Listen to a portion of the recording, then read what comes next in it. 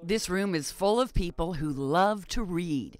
They are part of Book Smart Tulsa, which was established to bring avid readers together to talk about books and hear from authors.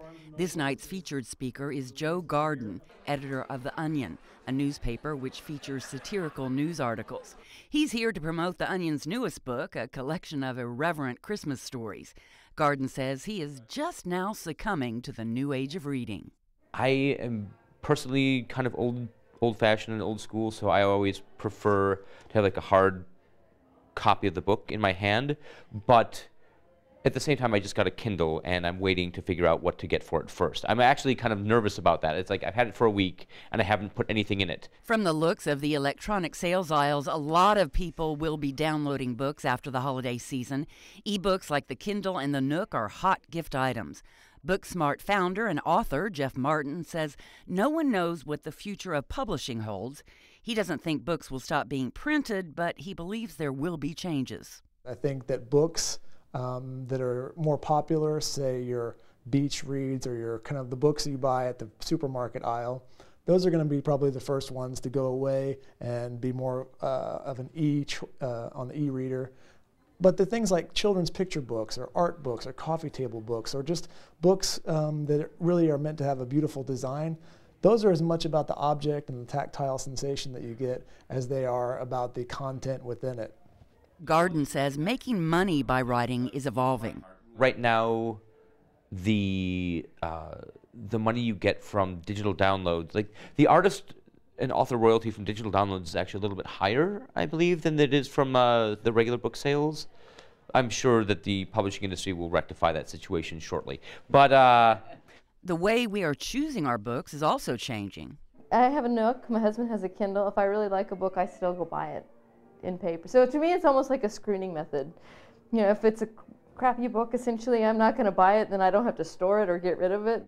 Earlier this year, the closure of giant book retailer Borders dismayed many. Was this a sign that an afternoon of browsing a bookstore would be a thing of the past? Well, actually, I'm not sad about the big box stores going out of business because I think it will revive the small independent booksellers. Small niche bookstores like Steve's Sundry, which has been around since 1947, are still alive and turning a profit. Some customers have been coming here for decades. They are loyal book buyers and also enjoy lunch or dessert at the old soda fountain. We are known for everything regional. In fact, this entire table has something to do with either Tulsa or Oklahoma, or it's an Oklahoma author. Owner Joni Stevenson says she doesn't ultimately know how the online book business will affect her store and others like it. There's such an ebb and flow in the industry, and it changes daily. It used to change maybe quarterly, now it's daily, sometimes hourly. Amazon has done a ton to affect that. They're buying publishing houses now, which is going to be interesting to see how that all plays out. So that would mean that independent stores would have to order from Amazon to get those particular titles. And independent stores are just not real wild about that happening. Stevenson hopes consumers will realize buying online doesn't help local economies. That if you buy online, you don't pay tax. It's a great savings for you, but your city suffers. And when your city suffers, it's not a good thing. People like Nancy Bird keep Steve's in business. Well, I'm an avid gardener, so I was really excited when I saw Know It and Grow It 3 because I have 1 and 2. Bird says she will never stop buying hardcovers, but she does have an e-reader. When I am traveling overseas and I can't put that much weight in my luggage, then I'll take an e-reader. But that's the only time I ever use it.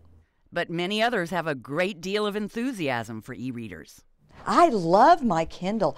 For one thing, Liz, it's made reading so much more accessible to me. Not only can I carry a lot of books with me anytime I want to, I can also read so much easier. You and I were talking about this just a moment ago. It's so easy on the eyes. So I can read for hours at a time on my Kindle or on a NOOK, and it's just really glorious. I mean, I love it. Teresa Miller is the executive director of the Center for Poets and Writers at OSU Tulsa and host OETA's popular show Writing Out Loud. She is also the author of 3 books. Miller sees the sales of e-readers to be a good thing for writers. But it seems to me as sales increase and online sales of ebooks are just, out the roof, that's going to help the business. The other thing it's going to do for some authors is it's going to give them an opportunity. More and more authors are deciding to publish their own books, and they're doing it in the ebook format. For library patrons, Miller says ebooks are the ticket. I didn't discover it till just a few weeks ago, and I realized that so many of these books I had been buying, I could actually check out from my local library. So I read about 5 books that way, and it's just extraordinary. At libraries across the state, more and more books can be checked out online. In the Tulsa City County Library System, there are some 8,000 titles available online, and that number is only going to increase.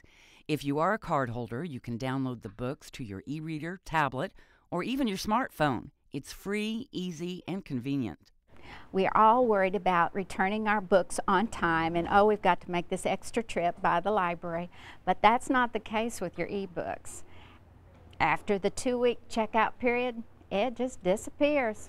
Charlotte Frazier is the Director of Support Services and Information Technology at the library. When it comes to books, she sees a merger between traditional reading and the way many read now. You can enjoy the smell and the handling of a book, and at night when you're sitting in bed, this is very easy. It's lightweight, and when you fall asleep, it just goes to sleep with you. So. As for Teresa Miller, well, she can't wait for the future. But I'm hoping to, by the end of next year, to at least have my first 2 novels available on ebook. I'm very excited about that. I won't feel like I'm fully fulfilled until that happens.